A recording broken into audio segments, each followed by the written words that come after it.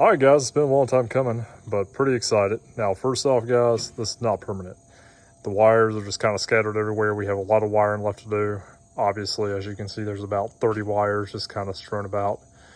We have some of our breather lines just recirculated. That way we don't have any air entering the system before the VAM, or I'm sorry, post-VAM. And we just made a quick bracket here to secure the VAM. That way it's just not floating around doing nothing.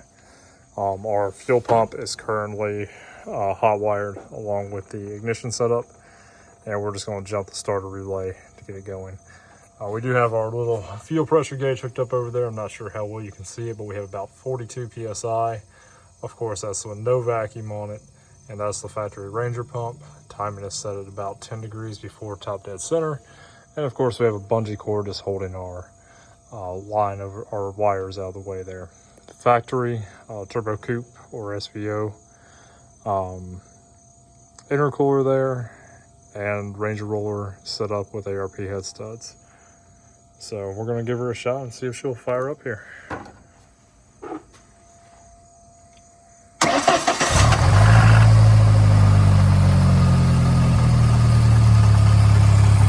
I consider that a win, guys. So we got a lot left to do. Obviously, first off, we got to get an air filter on here. Do something a little bit better with this bracket, make it a little bit more beefy. Kind of locate all this stuff up out of the way. But I mean, hey, she starts and runs. We've got our, I think we did a 2.5 inch or 2 3/4 downpipe on it. I don't recall. I don't think it was quite 3 inches. We got to mount our, of course, our ignition coil over there. Get all the wiring tucked in.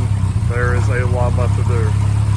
So we've also got a slight coolant leak right there. We need to get a gasket. I don't know if you guys can see it or not, but right there, teeny tiny one. We'll get all that hashed out.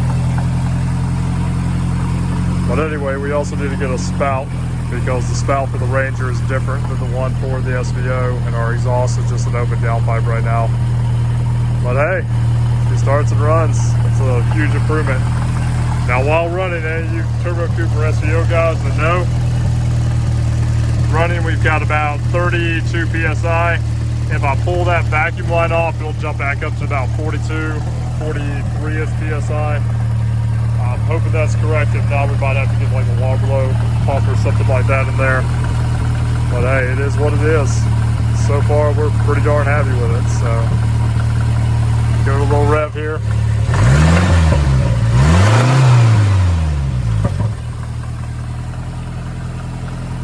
I took it for a, hold on one second, let me pull this ignition wire off.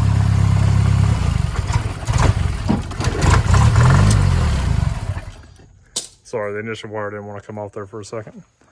So I did take it for a very short drive. It was all like 400 to 500 meters, just like first, second, third gear. I did kind of get on it a little bit in second gear.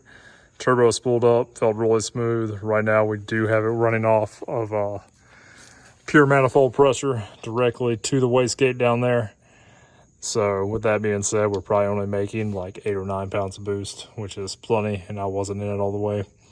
I think I'm gonna pull this little T right here and tap my vacuum gauge directly into it. Sorry, not vacuum gauge, a turbo boost gauge. I don't know if there's a better spot, but I don't really want to tap into that manifold. I guess I could drill and tap it because the aluminum's plenty thick, but really I'm just kind of curious about boost pressure and kind of monitoring that.